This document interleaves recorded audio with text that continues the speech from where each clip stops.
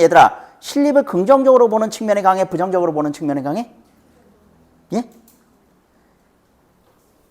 이 작품은요, 신립이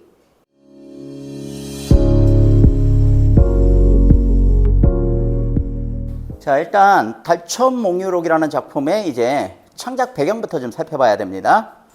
얘들아, 임진왜란이 일어나고 나가지고 일본의 선봉장 누구죠? 예, 소소행장이라고 우리나라에 알려진 사람입니다. 고니시 유키나가. 이 사람이 이제 부산부터 해가지고 쭉 올라왔잖아, 그지? 그래서 중앙정부에서는 이제 상주부터 막기 시작했는데 상주 전투는 어이없이 패배했어요. 그리고 나서 중앙에서 총력전을 펼쳤던 게 뭐냐면 이 달천 전투입니다. 달천 전투. 달천의 위치는 탕금대 전투라고도 불리는데 사실 이제 충주의 탕금대보다 좀 앞쪽에 있어요. 앞쪽에. 평양이면서 습지인지대예요. 거기가 이제 달천입니다. 거기 이제 정부가 총력전을 펼치기 위해서 장군도 정부에서 가장 이제 신임했었던 장군 중에 한 명이죠. 신립 장군을 이제 여기다 이제 파견을 합니다. 근데 문제는 뭐냐면 신립 장군 주변도 마찬가지고 중앙정부도 마찬가지예요. 신립 장군이 조령에서 적을 막을 줄 알았거든. 조령이 어디냐면 지금의 문경세제입니다. 문경세제. 거기가 길이 좁고 굉장히 험해요. 그런데 신립 장군이 거기를 버려두고 달천에서 적들을 맞이한 거야. 그래서 결과는 완전히 대파했어요. 완전히 대파해가지고 한 18,000명 정도의 군대가 전부 몰살을 당합니다. 그리고 일본의 고니시 측은 거의 피해 상황 없음. 그래가지고 그것이 나중에 결국 선조가 의주로 도망을 가죠. 그죠? 파천을 하게 된 그 원인이 됩니다. 그 뒤로도 이제 고니시는 계속 이겨요. 평양성까지 계속 진격. 계속 진격합니다. 언제까지? 예. 전황은 언제 바뀌어요? 예.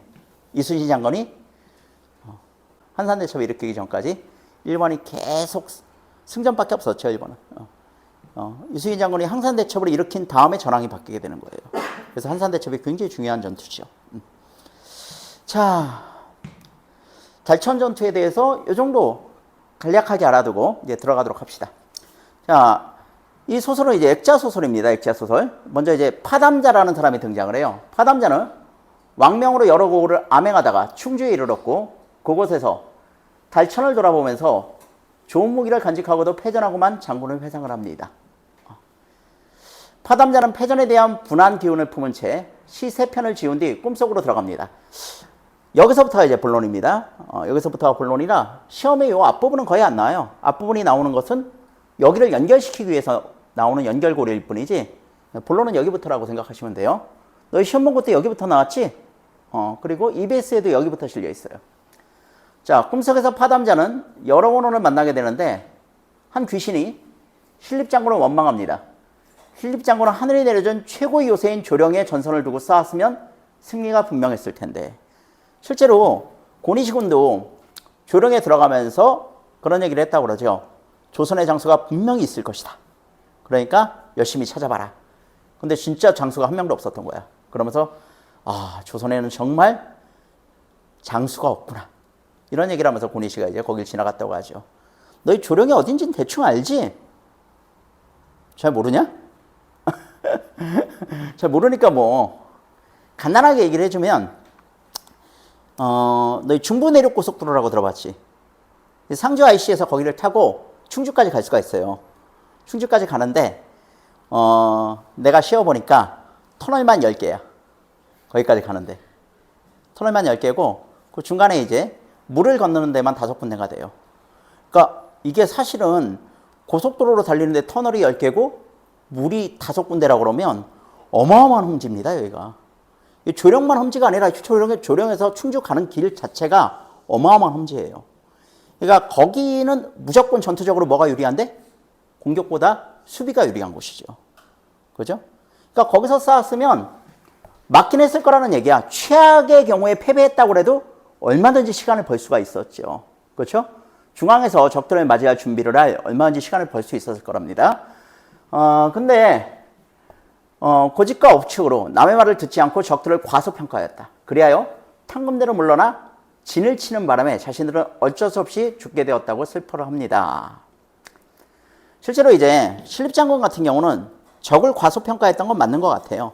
이 신립장군은 원래 이 북방에서 여진족답던 장군이거든.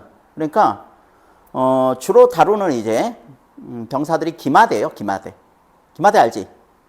말 타고 다니는. 일본은 이제 거의 보병이거든요. 왜냐하면 배를 타고 건너왔으니까 말을 많이 못 실었을 거 아니냐. 그렇지? 그러니까 대부분이 보병이에요. 일본군은. 거기에 비해서 신립장군이 자신 있어 하는 거는 이제 기병 전투고 말을 탄 전투입니다. 말을 타고 이제 화살을 쏘겠죠. 신립도 실제로 활에 굉장히 유능했다고 그래요. 근데 그거는 이제 사실 이제 기마대는 조령 전투에서는 사실 이제 큰 장점을 발휘하지 못하죠. 왜냐하면 험지니까 험지에 어떻게 이제 말이 다닙니까? 그죠? 그러니까 자신이 있었던 전투를 하기 위해서 달천평야 쪽으로 나온 게 아닌가 하는 생각이 있어요. 실제로 많은 전문가들이 그렇게 얘기합니다. 자, 4번 읽어봅시다. 원원들은 이에 부끄러운 기색을 지닌 장부, 즉 신립장군이 나타나 그에게로 기울어진 원한은 안타까워하며 그동안 쌓였던 안타까움을 파담자에게 털어놓습니다. 자신은 3대가 모두 장수 집안의 무골로 태어나 활의 재능이 뛰어났으며 여진족 소탕으로 조정의 인정을 받는 사람이었다고 말합니다. 그리고 자신이 다른 사람 말을 듣지 않고 적을 과소평가한 것은 맞지만 패배의 원인은 여기부터가 중요해. 하늘이 자신을 돕지 않은 것. 이게 중요합니다. 하늘이 자신을 돕지 않은 것. 이렇게 말하면 그는 탕금대의 전투 상황은 마치 항우가 5강에서 패하고만 상황이나 제갈공명이 기산에 나가 성과 없이 드러난 상황에 다르지 않음을 호소합니다. 사실 여기서 이제 예를 든 항우라든가 제갈공명 같은 경우에는 중국에서 알아주는 전투의 신들이죠. 그죠? 대부분의 전투는 이겼는데 몇 개의 전투에서 큰 패전을 겪습니다. 그것 때문에 결국은 이제 패장으로 이제 전해지게 된 사람들이 바로 이 항우라든가 제갈공명이거든요. 자기도 그렇다는 거죠. 자기도 이긴 전투, 승리한 전투가 훨씬 많지만 결국 마지막 전투에서 패배하고 죽음을 당했기 때문에 패장으로 역사의 길이 전해질 텐데 그 이유는 뭐다? 여러 가지가 있겠지만 결국은 하늘이 돕지 않아서 그렇게 된 것이다. 이게 이 사람의 주장이에요. 알겠니? 됐지? 신립의 이러한 발언을 들은 뒤 한 사람이 나타나면서 눈을 부릅뜨고 신립을 바라보면서 시비는 결정되었는데 달리 무슨 말을 하느냐고 질책을 합니다. 그리고 오늘 밤에 여러 사람이 더 찾아올 것이라고 마침 방해인, 이게 파담자를 가르치는 겁니다. 방해인도 근처에 있으므로 우리들의 즐거움을 보이는 것이 어떻겠냐고 제안을 합니다. 자, 이제 전투에 대한 얘기는 뒤로 하고 이제 자기네들끼리 시를 지으면서 이제 자리를 즐기자고 얘기를 하는데 뭐 그렇게 즐기진 못하겠죠. 자, 이제 시위에서 여러 사람들이 자신의 감회를 시로 표현하였는데 그 중에서도 박교리는 말을 달리는 재주는 썩은 선비에게 본래 해당되지 않지만 사람의 목숨을 하늘에 어찌 의지하랴. 고향은 아득하고 나이 멀고는 처량하기만 하구나. 라는 내용의 시를 읊조립니다. 얘들아, 이 박교리라는 인물 정리해보자. 박교리라는 인물. 이 시에 이 사람의 생각이 들어가 있는 거지. 하늘에 의지했더니 이렇게 됐다는 거야. 고향은 아득하고 나이 멀고는 처량하기만 했구나. 즉 나의 목숨을 하늘에 의지했더니 결국 난 죽었네 이 얘기야. 그러니까 결국 하늘이 나를 돕지 않았다는 얘기야. 근데 이 얘기는 누구의 얘기와 거의 비슷해? 신립의 얘기와 비슷하잖아. 그지? 신립의 얘기의 일부 동조하는 얘기라고 보셔야 됩니다. 알겠지? 그 다음 또한 윤판사입니다. 윤판사. 이 사람들 잘 봐주세요. 양반집 자손이요 대부의 신하로서 때가 맞지 않아 운명이 다하고 하늘이 순탄하지 않아 일이 잘못되니라는 내용의 신을 담아냅니다. 얘들아, 양반집 자손이고 대부의 신하인데 때가 맞지 않아 운명이 다하고 뭐가 순탄하지 않아? 하늘이 순탄하지 않아 일이 잘못됐대. 이것도 결국 하늘이 자신을 돕지 않았다는 얘기죠.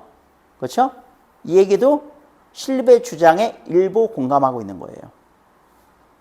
됐습니까? 자, 그 다음 이처럼 각자 처량한 감정을 시로 토로하는 것이 계속되자 시에 참석한 이순신 장군 나왔습니다. 이순신 장군. 자, 신립이 패장으로 기억되는 장군이라면 이순신 장군은 승장으로 기록되는 그런 장군이죠. 그죠? 근데 여기서 주의할 점은 이순신 장군이 신립의 대척점에서 신립을 비판하기 위해서 나온 장군이 아니라는 겁니다. 자, 보세요. 눈살을 찌푸리고 좌우를 돌아보며 사람은 누구나 다 죽는 것, 하늘은 믿을 것이 못 된다 라고 말하며 수습할 수 없었던 패전에 대한 되새김질을 멈추고 용맹하게 쌓았던 기억을 되살리기를 강조합니다. 그럼 이순신 장군의 역할은 뭐지? 신립의 대척점에서 신립을 비판하기 위해서 나온 게 아니에요. 너희 착각하면 안 돼. 하늘은 믿을 것이 못 된다. 신립은 하늘이 자기를 돕지 않아서 죽었다고 했는데 이순신 장군은 다르게 생각하니까 신립 비판한 거 아닙니까? 아니에요. 이 얘기하는 이유가 뭐라고? 패전에 대한 되새김질을 멈추고 욕망하게 쌓았던 기억을 되살리자. 우리 비록 패전은 했지만 패전을 비판한 게 아니야. 패전은 했지만 용맹하게 쌓았지 않냐. 그지? 패배감에 젖지 말고 이 기억을 되살리자. 그러니까 분위기를 반전시키는 역할을 하는 겁니다. 지금 이순신의 역할은 분위기 반전 역할이에요. 알겠죠? 이거 조심해야 돼. 파담자가 여러 사람들을 품평한 글을 일필휘지하여 올립니다. 좌우에서 그의 문장은 나라를 빛낼 만하고 무야의 욕망은 외적을 막을 만하다고 칭찬하면서 나라 일에 힘써달라고 부탁을 합니다. 파담자는 가르침대로 하겠소 라고 말한 다음에 물러나옵니다. 긴 시간이 지나 여러 귀신들이 손뼉을 치며 웃음으로 그 까닭을 모르니 요 사람 나왔네. 이 사람 알죠? 원균을 희롱하고 있는 것이라 말합니다. 파담자는 역시 크게 웃으며 조롱하다가 기질개를 켜고 깨어나니 그것은 한바탕 꿈이었다. 이렇게 끝납니다. 자, 마지막으로 얘들아, 원균 왜 등장한 거야? 얘들아, 이순신이 승장이라면 원균은 누구와 똑같은 패장이야? 신립과 똑같은 패장이잖아. 근데 원균을 마지막에 등장시킨 이유는 알 것 같죠? 예? 신립과 원균은 다르다고 작가는 얘기하고 싶은 거예요. 그죠? 신립은 비판은 받지만 조롱의 대상은 아니잖아요. 그죠? 근데 원균은 조롱의 대상입니다. 조롱의 대상. 이해가시죠? 전쟁 이후에 나오는 이런 소설들은 대부분 그 당시 민중들의 시각을 대변하고 있어요. 이 민중들의 시각은 당시에 이 신립장군을 이해하지 못하겠다가 대다수였어.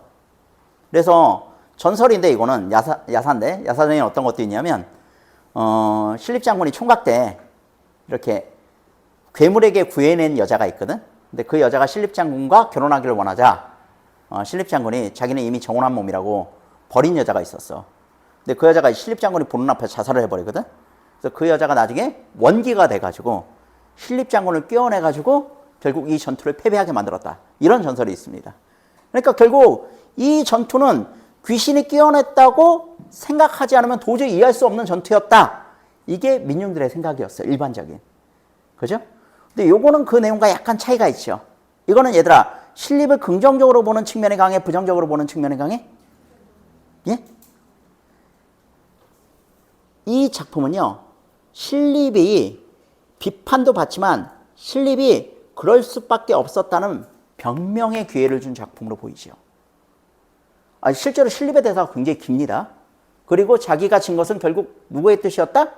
하늘의 뜻이었다. 하늘이 돕지 않아서 그렇게 됐다. 그리고 몇몇 사람들이 거기에 공감해 주잖아요. 그리고 이순신 같은 사람들 신립 비판 안 해요. 보면. 그래도 패전은 했지만 용맹하게 싸웠지 않니 너희? 그걸 기억해야지 라고 얘기하잖아. 그죠? 그런 측면에서 이 작품은 신립 비판보다는 신립의 변명의 기회를 주는, 신립에게 변명의 기회를 줘서 약간 신립을 긍정적으로 평가하려는 그런 의도가 강한 그런 시각을 대변하는 그런 작품이라고 보시면 돼요. 예, 같이 얘들아? 자, 이런 작품은 일단 시험에 나왔을 때 인물들의 관계를 정확하게 파악하고 선택지를 보는 게 중요합니다. 자, 문제를 만들어 왔으니까 한번 보자. 자, 1번. 파담자는 처음에는 신립을 비판하는 입장이었으나 차츰 그에게 공감하게 된다. 맞니? 그럴 리가 없지. 그지? 그럴 리가 없습니다. 처음에 신립을 비판하는 입장이었던 건 맞지요. 왜냐하면 신립을 비판하는 시 3편을 지어요. 전부 풍자시거든요. 그런데 그 뒤로 그에게 공감하게 됐다는 내용은 안 나옵니다. 전혀 없는 내용이고. 2번. 원균과 신립은 같은 패전 장수. 그건 맞죠. 모두 다른 사람에게 조롱의 대상으로 나타난다. 아니죠. 누구만 조롱의 대상? 원균만 조롱의 대상이에요. 원균이 왜 이 작품에 등장했는지 작가의 의도를 정확하게 파악해야 돼. 원균을 등장시키는 이유는 실립과 다르다는 걸 보여주려고 등장시킨 거예요. 됐죠? 그다음에 3번 이순신은 승전장수로 실립과 대척점에서 실립을 비판하는 입장으로 나타난다. 아니라고 그랬죠, 제가. 이순신의 역할은 뭐라고? 분위기 반전이라고. 패전을 비판하려고 나온 게 아니에요. 너희 패전했지만 용감하게 싸웠지 않니? 근데 자꾸 슬픈 얘기만 하니? 우리 용맹했던 기억을 되살리자. 이 역할을 하고 있다니까? 비판 안 해요. 그죠? 박거리와 윤 판사는 모두 실립의 견해에 일부 공감하는 입장으로 나타납니다. 맞죠? 4번이 답입니다. 실립은 패전의 이유를 자신의 부족한 능력과 적에 대한 과소평가 그리고 하늘이 돕지 않음을 들고 있다. 어디가 틀렸어? 예, 자신의 부족한 능력. 이건 아니에요. 자기는 능력이 충분하다는 얘기를 합니다. 그죠? 3대체 무사 집안이고 활쏘기에 능했고 이런 얘기 하죠. 그죠? 다만 요건 인정하죠. 적에 대한 과소평가를 했다. 요건 인정합니다. 그죠? 사실 이제 이순신이 백전백승을 할 수 있었던 이유는 적에 대한 전략과 우리 아군에 대한 전략을 정확하게 맞춤형으로 분석을 했기 때문에 이길 수 있었던 거거든요. 실제 이순신의 전투를 이제 분석한 사람들은 어떤 사람은 그래요. 이 사람이 이길 수 있는 전투만 했던 거 아니냐. 그랬던 것이 실제로 적에 대한 이제 정보와 우리 쪽의 정보를 정확하게 일치시켜가지고 이길 수밖에 없는 전쟁을 해서 그런 거거든요. 근데 이길 수 있는 전쟁만 했다는 얘기는 맞지 않죠. 그러면 12척 가지고 싸운 건 뭔데, 그죠? 그건 말도 안 되는 얘기입니다, 그건. 그죠? 근데 실립은 이제 적에 대한 역량도 제대로 분석을 못하고 아군의 역량도 제대로 분석을 못한 거예요. 그죠? 왜냐하면 사실 이제 내가 아까 달천을 얘기할 때 그게 평양이면서 습지라고 그랬잖아. 그렇지? 그러니까 그런 데는 기마대가 그 빠른 기동력을 유지할 수가 없어요. 기마대의 핵심은 빠른 기동력이거든.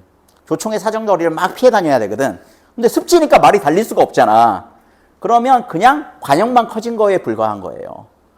그러니까 오히려 이쪽의 장점이 이쪽의 강점이 이쪽의 약점이 돼버린 거죠. 그죠? 실립의 패배의 원인은 뭐 여러 가지로 분석할 수 있습니다만 적에 대한 과소평가 그리고 자기네들에 대한 과대평가 이런 것들이 겹쳐 있었던 건 맞습니다. 마지막에 하늘이 돕지 않았어. 그랬다. 이거 운명이다. 뭐 이런 변명의 기회를 주고 있는데 사실 이거 잘 모르겠죠. 그건 그죠? 먼 후대 사람들이 우리는 이걸 잘 모르겠습니다. 어쨌거나 이 전투로 인해 가지고 결국 이제 손조가 파천을 하게 됐다는 것은 굉장히 이제 큰 영향을 미친 전투였다는 거죠. 그죠? 자.